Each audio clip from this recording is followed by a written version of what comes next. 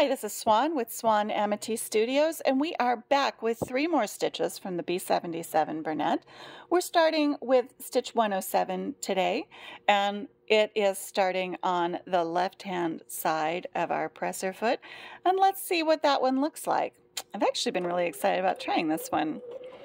Now that we're in these satin stitches, we're going to see a lot of things that are really just the perfect thing to dress up an outfit. Maybe you bought a shirt you really like the color of, but the collar's a little boring.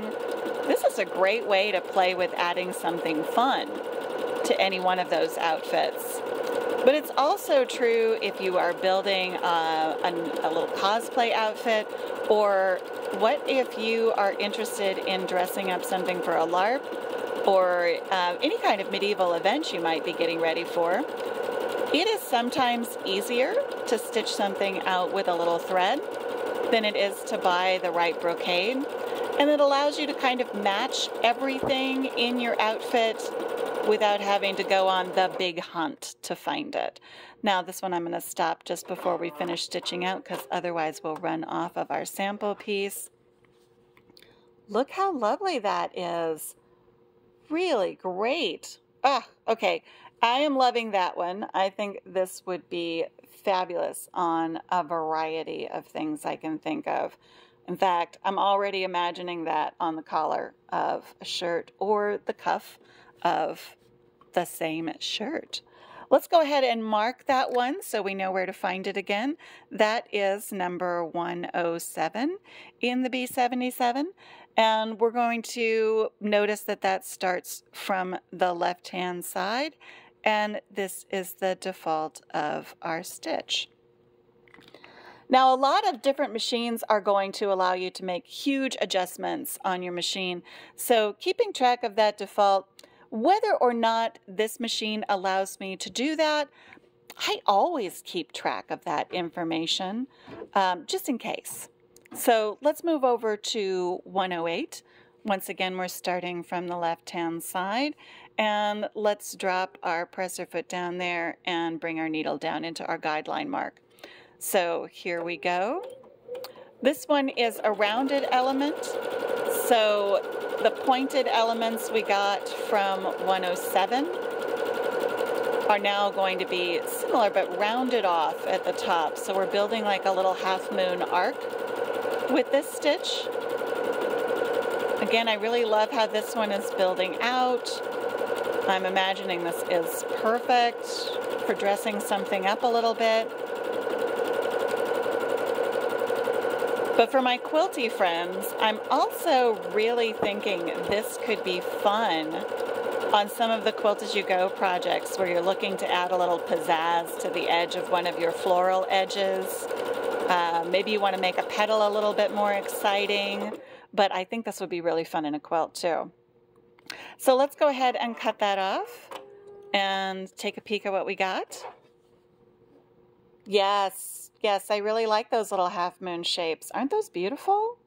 They stitched out really nicely, and with our guideline we could keep a nice track and keep them really straight on our project.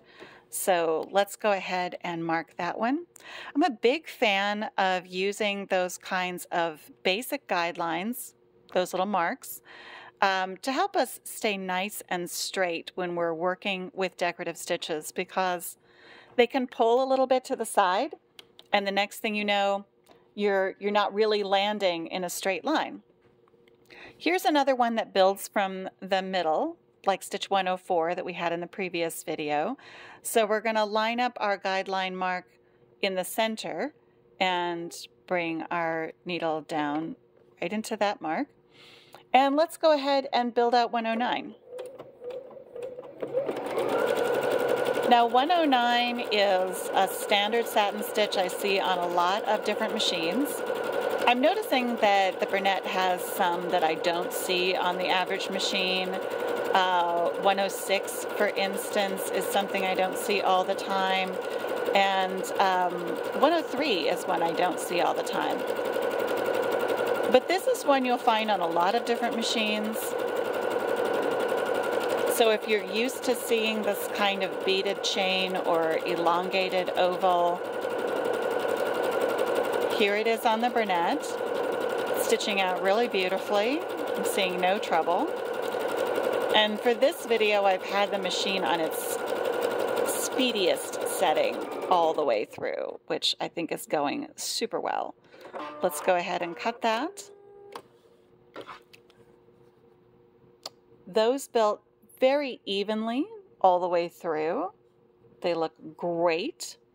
The first one was just a little tight, and that's often true when you're starting from the top side of a little sample sandwich like this. So don't let that bother you. That's not an indication of what it would be like unless you're right on the edge of something. And let's see, we're going to give this one its name, 109. And let's go ahead and say that it starts from the middle, because it does.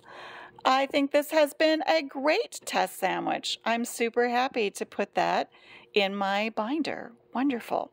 Okay, come back and see us as we stitch out 110 through 112 in our next video, where we explore all the stitches on our B-77 Bernette.